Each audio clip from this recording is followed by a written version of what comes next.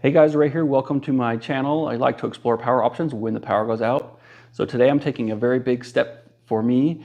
I am installing this solar power system on my house. It's going to be running my main electrical panel.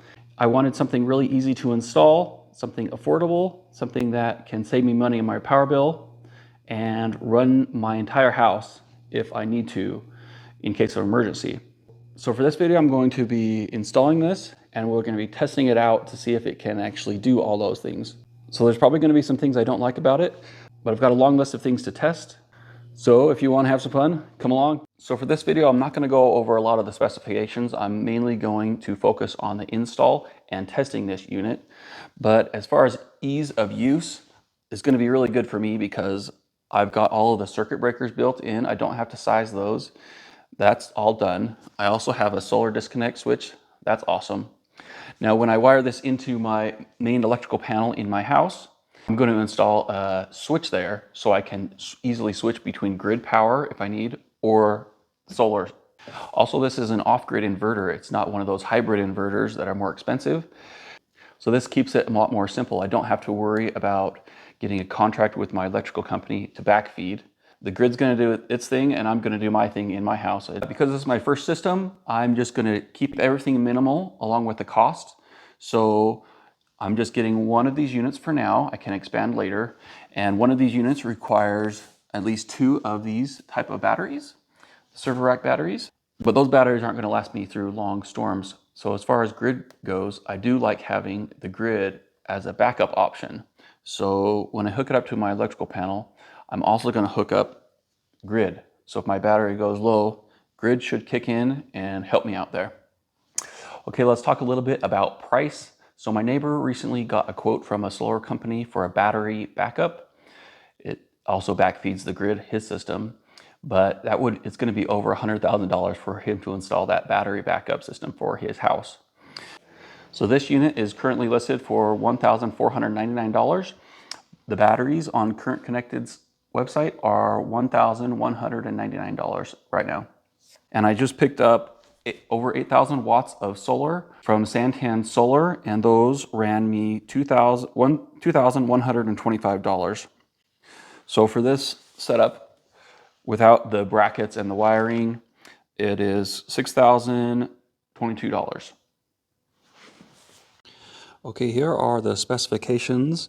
Feel free to pause the video if you would like, but I do like that it has AC bypass, and that could be up to 9,000 watts. So I'm going to be testing that because I might have some surges in my house.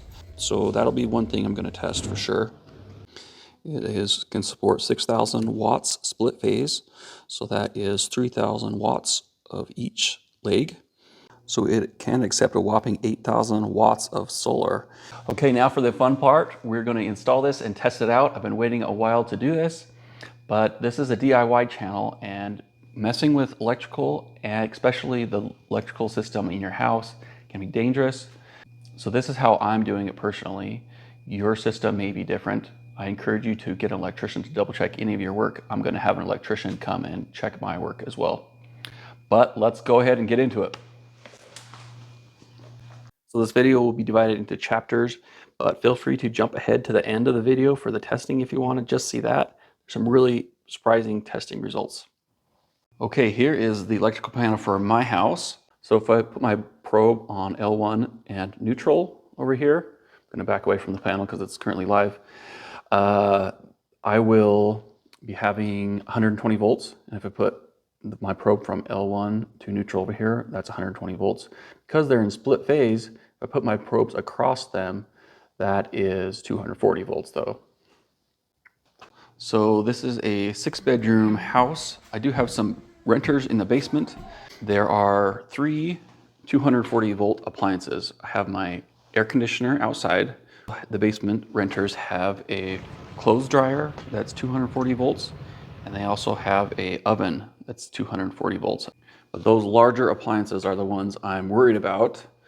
But let's just see what we are using right now as far as power.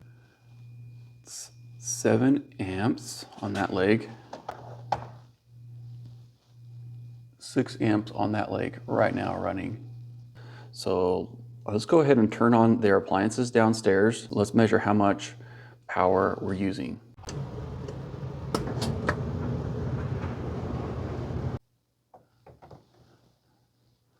Okay, 32 amps on that leg. 27 amps on that leg. Wow, it's a lot more than I was thinking. Let's go turn on their stove at the same time.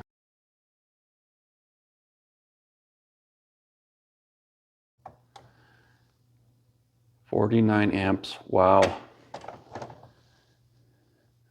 38 amps, dang, a lot of power. This is all just trial, so we're gonna continue on. So both those put together, that's just over 10,000 watts. So this is the part where I'm getting really frustrated thinking, why am I hooking this up to my house when it can't run my entire house? So the testing at the end of this video is really surprising, and I've actually had this inverter hooked up to my house for a whole week, and I've ran all three of those big appliances at the same time, and everything still ran in my house. So not to say I won't get another one of these inverters, but it is a lot more powerful than I initially thought it was. So the first step I'm going to do in powering this panel is make it so I don't backfeed into the grid. I'm going to want to run on grid or the solar system. I want to be able to switch between one or the other. So the first step in this process is I'm going to install a big shutoff switch here. This breaker panel didn't come with one of those.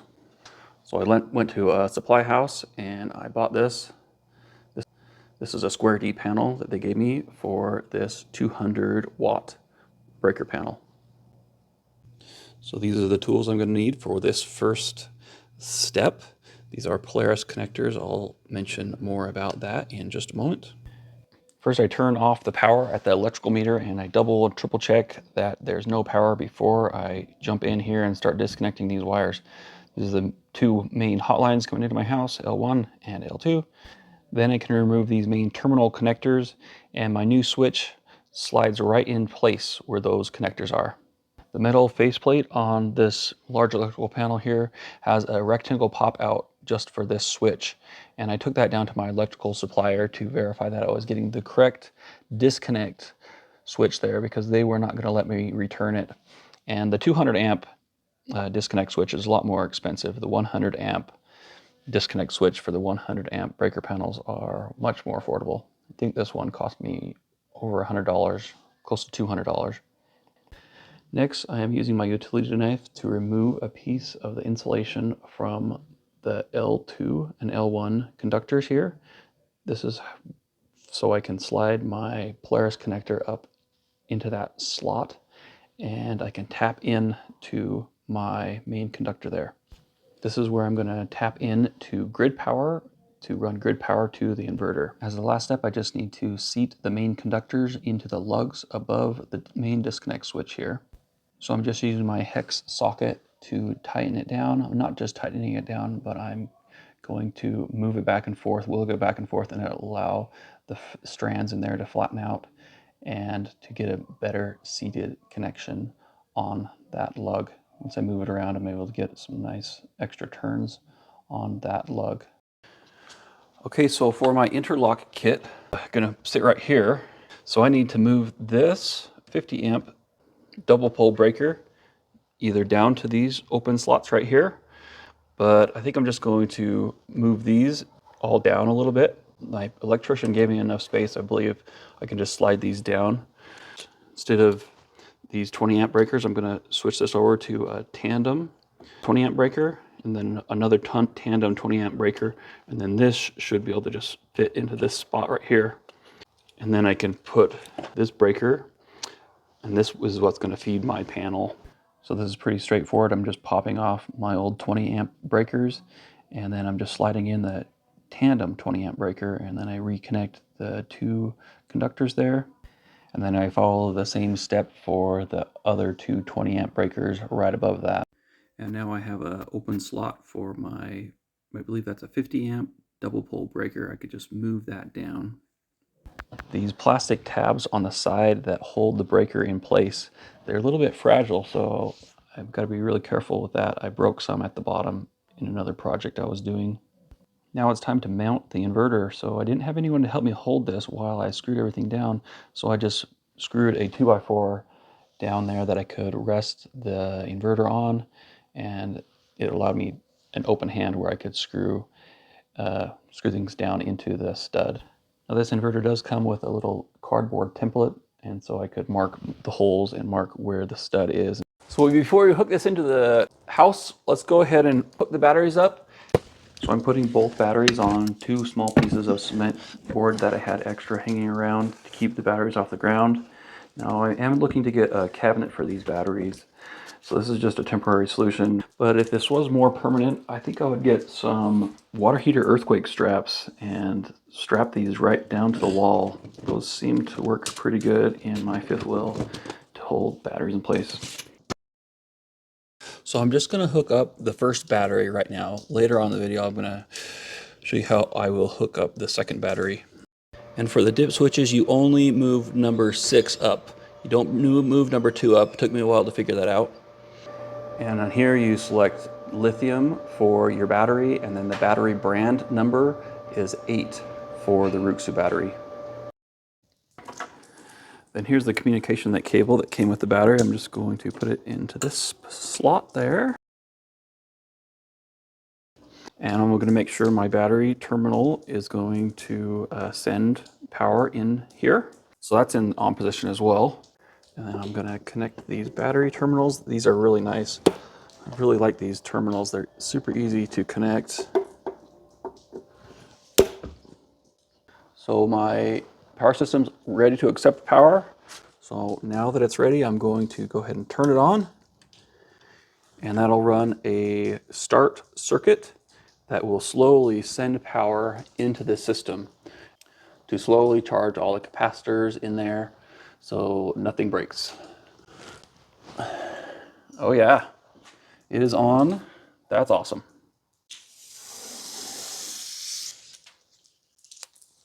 Horrible glare.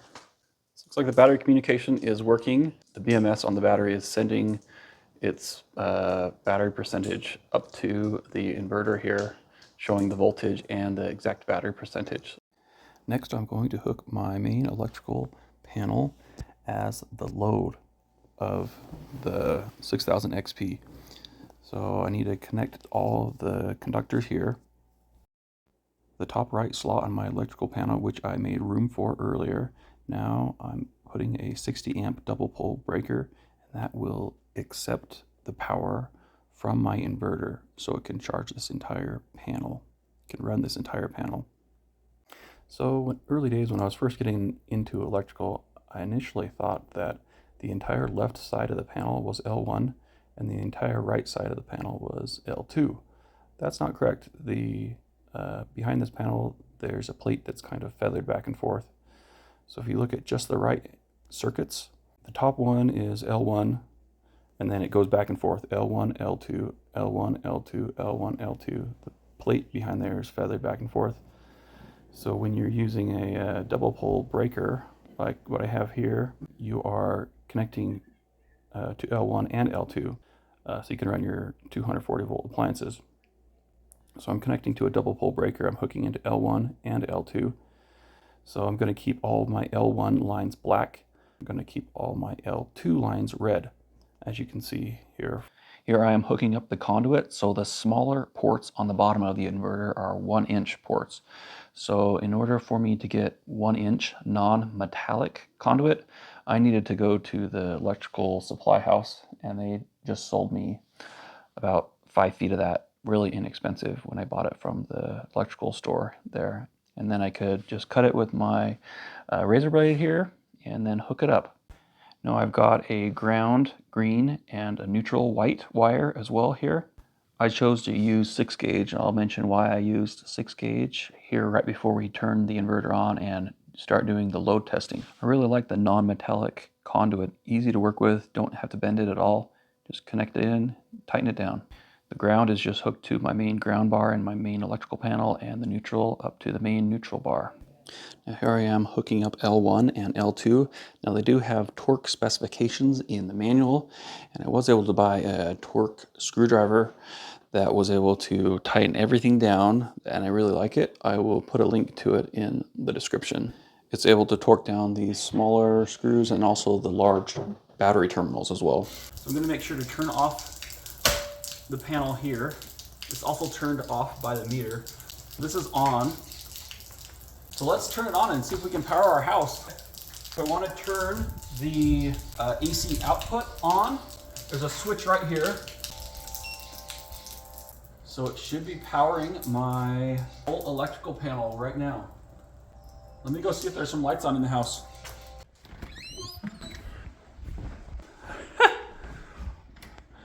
Yeah, I don't know how long it'll last. Not very long. It works, so. Yeah, I need to hook the solar up still. And Is it running the fridge, everything? yeah, everything. Wow. Okay, that's a good initial test. So this screen is actually really hard to see, especially with this light coming through.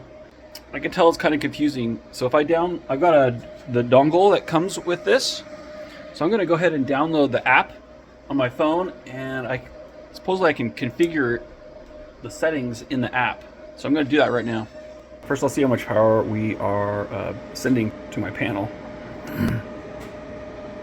6 amps. 12 amps. And the battery, this is 48 volts, so the amps should be different. 45 amps. All right, let's go ahead and hook solar up so we can charge the battery. So I'm just gonna put these two pigtail ends that I made right into where the PV input is. And this solar wire that I have is really fine stranded. It's pretty easy. Just put that in there, slide your wire, and then crimp it down. It'll combine all of those really fine strands into one unit, so they won't spread apart when you screw them down. So actually, before I hook these wires in, I'm just going to turn everything off, because I have seen sometimes when you have power connected, these bolts here for the solar will be live, which is kind of crazy. So to be safe, I'm just going to turn everything off. As the last step, I can turn the battery off. So what you don't want to have happen is to turn the battery off first, because that battery is accepting a ton of power. If you just flip it off, all that power can need somewhere to go, and it might damage the internal components. And here is my brand new solar array. Well, it's new for me, but these are 5-year-old used solar panels. I upgraded, and these are 315 watts. So I've got them all wired in series. These were $85 a piece, and if you buy them using my affiliate link, that'll help support the channel, so that is much appreciated there. I'm just going to make sure the polarity is correct before I plug them into the positive and negative. So with this storm, there's not very much power coming in. I want to charge my batteries, so let's go ahead and hook grid up to this so we can charge the batteries and have grid as a backup. This is where my load sends power through here, and it goes into this breaker. Right now it's off. Once power goes in here, so I can't even turn this on because I installed this interlock kit here. So if I try to turn this on, I can't because this piece of metal is in the way. So I first need to turn this grid power off so I can lift that up, and then I can send power to my house. And if I want to turn grid back on, I can't because this gets in the way, this piece of metal. So if I want to turn the grid back on, I have to turn off the solar. That drops down, and then I can turn back grid. So now I'm on grid. If I want to go back to solar, let's do that. Now I'm back at solar. I can easily switch back and forth. So you might be asking yourself, how am I going to send grid power to this if my grid power is turned off right here? And I'll show you. So, and that is why I added these Polaris connectors here. Still have grid power here, so I can tap in and get grid power here, L1, L2. So I'm going to tap right here, bring it down, bring grid power here, L1 and L2.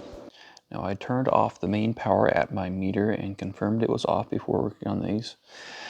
But these Polaris connectors, I have 3 ports in here, and I bought that specific connector on purpose because I might want to add another unit, another inverter in the future, and so that will give me an extra slot where I can run grid power to that extra inverter if I ever need to. Now I also picked up these connectors from my supply house, and they accept, I believe it's 1/aught cable to 14 gauge cable. Now to connect grid, and for this specific piece of conduit, I'm not going to run my ground and my neutral. If I did, I would have pretty much 2 ground wires connecting to the exact same bus bar and 2 neutral wires connecting to the exact same bus bar. And because I've already ran my ground and my neutral, I don't need to do that. And the manual mentions this as well. I only need 1 ground and 1 neutral. Okay, now I can just run my conduit. This is really easy to work with. And then I just have to connect L1 and L2. Now here I left a little wire loop so I can easily clamp on with my clamp meter for testing. Installed that. Looks like I need a clamp to put this against the wall. Here's my meter. I'm gonna turn power on. Now power is still off here, but but now we have live power going in here. So let's go ahead and turn it on so we can charge our batteries up. I'm just going to connect the batteries together now. They are pretty close, and part of the test is I want to see if they'll equalize out. Okay, so I have everything off right now, so I'm just going to connect these. These Ruixu batteries are super easy to connect to have a closed loop communication. So basically the master battery has just those settings. Number 2 isn't set, and then any other non-master batteries are all down like that.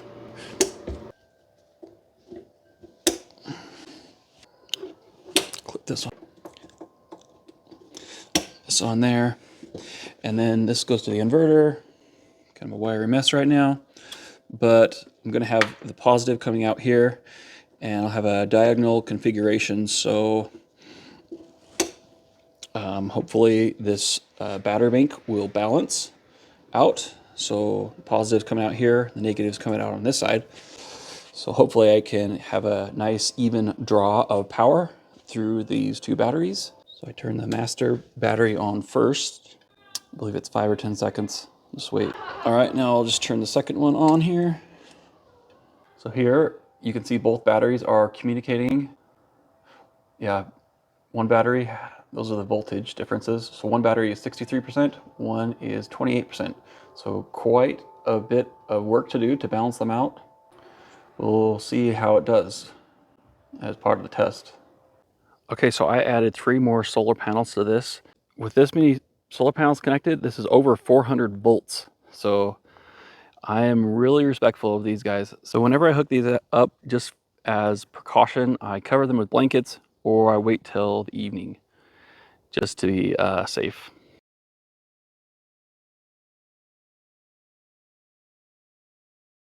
But yeah, it's been a couple days and looks like the batteries have balanced themselves out. So it looks like the batteries are 59 and 61% right now. So before we turn it on, I'm going to do a quick double check with my wires, my conductors. I want to make sure that I have the circuit breakers set up here and also here to make sure I'm not going to have any wires that are going to melt. Everything's going to be safe. So you have too many amps or too much current flowing through the wire, that's what's going to cause it to get hot and melt or catch on fire.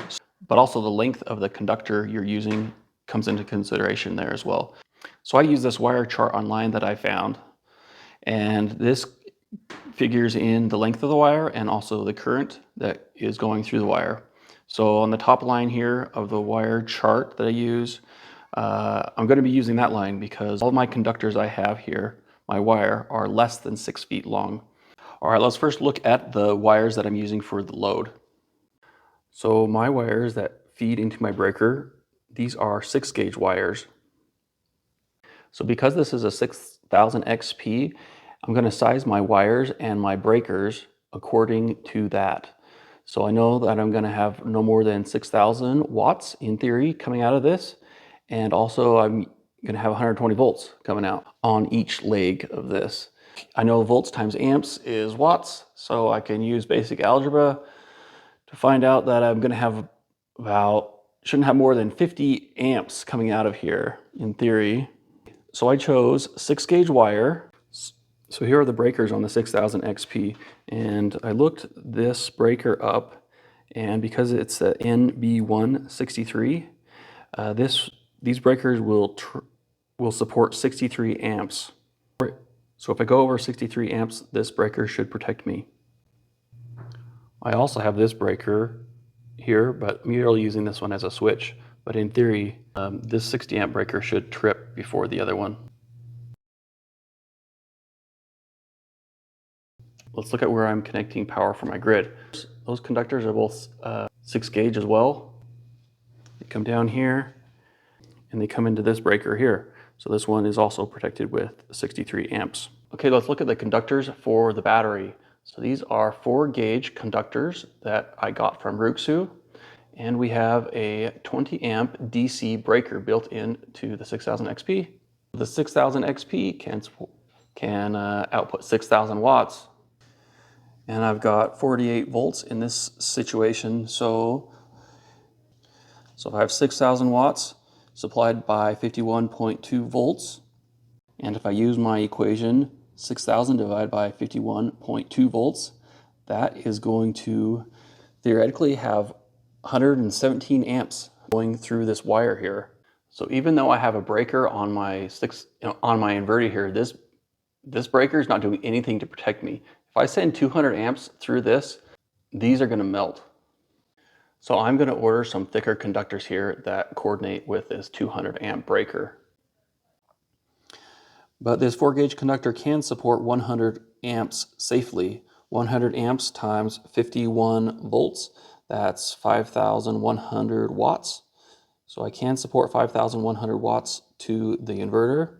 So definitely not recommended, but I am going to run this at the 6,000 watts from the battery.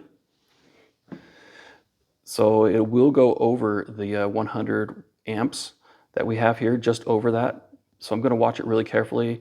Ruixu does have a really nice server rack cabinet for these batteries, and each conductor will hook onto a large bus bar, and then from the bus bar you run a large conductor up into your inverter. If you don't want the full server rack and you just want a couple of batteries, they do have like a battery bracket. They sell it on Ruixu and also from Current Connected. I'm currently in the process of reviewing these batteries.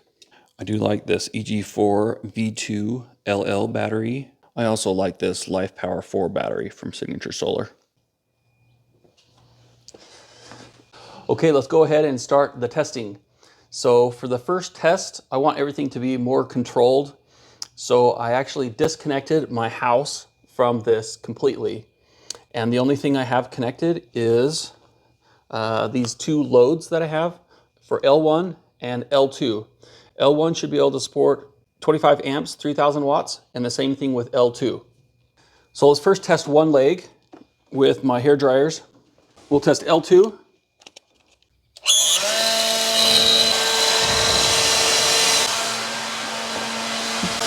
Looks like L2 is running at 103% right now. Nothing on L1. I'll let this run for a minute. Okay, that's been running for about 4 minutes, so that's good. Let's go ahead and try the other side and see if we can get the full 6,000 watts out of this unit. Here's another hair dryer. Okay, this side's running at 52% right now. I have 100 amps coming out of the batteries currently, so everything's cool. This is where I'm going to wash my conductor. Okay, now I'm going to plug in this power station that I have, and I can adjust how many amps it charges with. Okay, 83%. The other one is still running at 104%. Been going for like 10 minutes. Okay, let's crank this leg one up. Okay, this is screaming right now. 99%. And 104%. That's awesome. So it's cranking at 100%. I was kind of worried that the Ruixu batteries wouldn't be able to handle this, but it is cranking away. This is awesome. The conduit here is just slightly warm to the touch.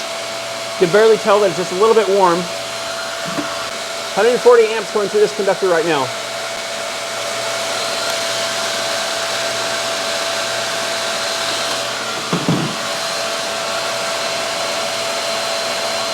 slightly warm. Okay, it's been like 5 minutes. It's still cranking away.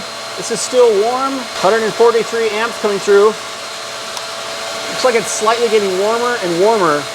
I can see how this could get out of control. I'm going to definitely need some thicker conductors here.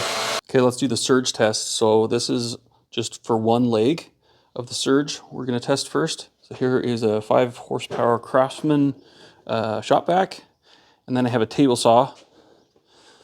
They're both connected here. So they both should turn on at the same time, and I have this meter that has an inrush button. So we're going to measure the inrush. Let me get my gloves. Okay, we're set to inrush mode. I'll go ahead and turn on the inverter, and in about a couple seconds the relay should trip and it should fire these up. Here it goes. I don't know. Wow! Started it.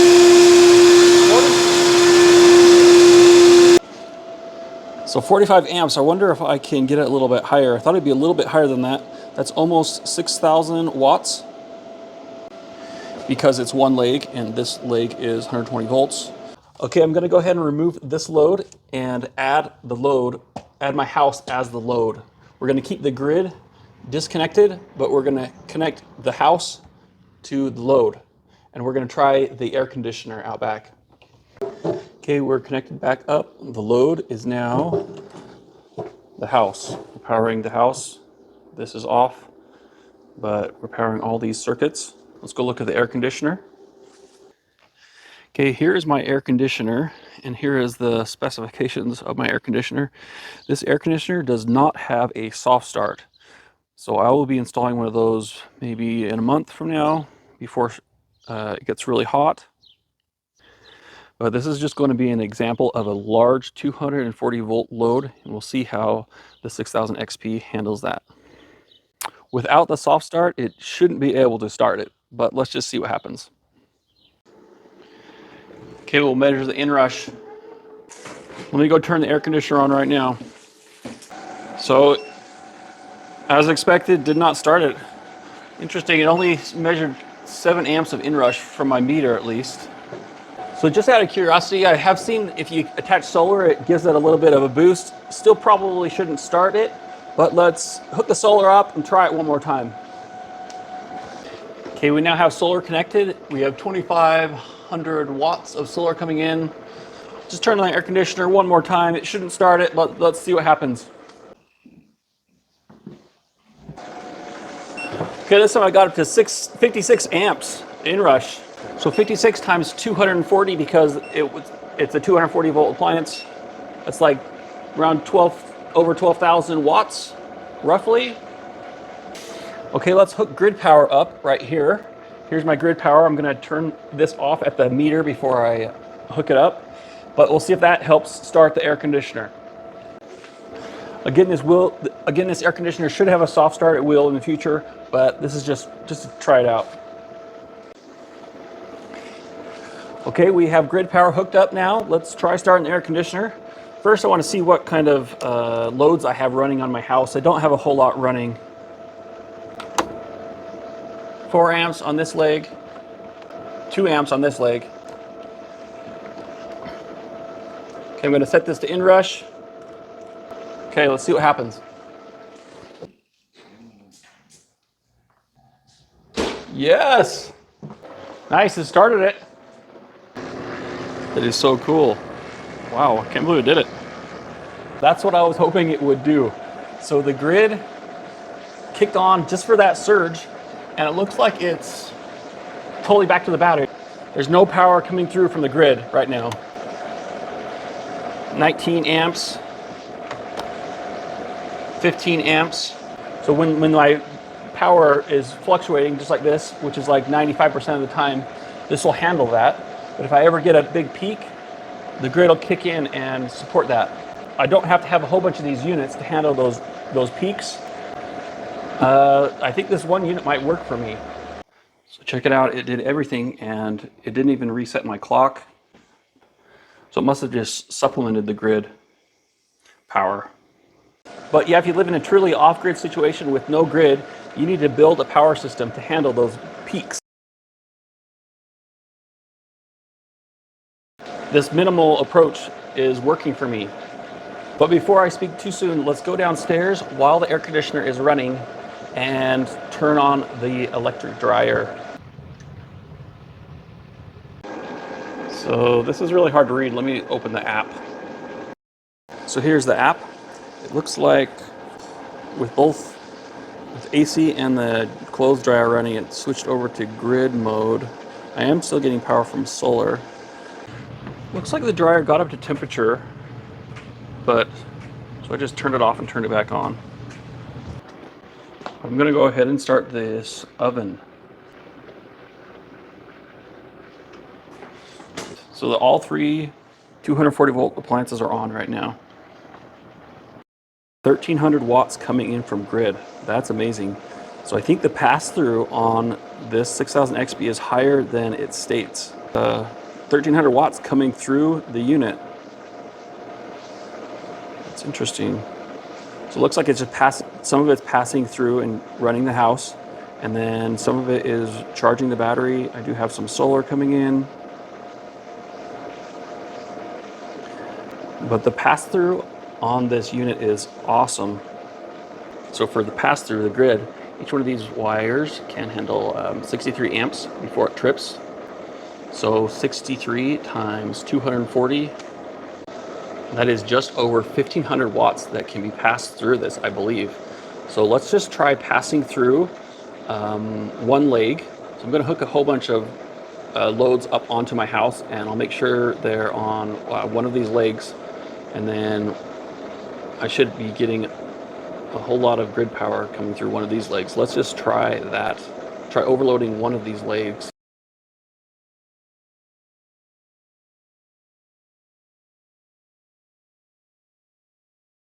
All right, I've got a lot of items running here. There's another one. We got L2 is only at 8% of a load, really light load. L1 is at 204%. This is going into the house. 2 amps, 51 amps. This is coming from the grid, so it should be passing through. Everything's passing through right now. So let's keep going. So this breaker can handle 63 amps. Let's just see how much can pass through. Okay, leg 1 is at 203% of its capacity. 58 amps. So if I go any higher, this is going to trip breaker. So it's coming from my grid up here, passing through, sending the power back here into my outlets. I'm turned off, so I'm not going to backfeed, but it's powering a whole bunch of circuits on L1 where I have a bunch of loads. It's just humming along. Grid bypass, it specifies 50 amps, but I'm running 59 amps right now on one leg. I'm running like this for like 3 minutes. So there it is, it's all set up. It's running my entire house, and it's running the basement apartment downstairs. These are available at Signature Solar and Current Connected. I have a discount code at Signature Solar. I also have a discount code on the Ruixu batteries, but both of these items are available at Current Connected on their website. But if you use my affiliate link in the description, that will help support the channel, and that is much appreciated. But I really like configuring this unit from my phone. Right now I have it so it won't discharge more than 100 amps because I have this smaller conductor here. I'll have a playlist of any other testing I do with this unit. So thanks a lot for watching. See you later.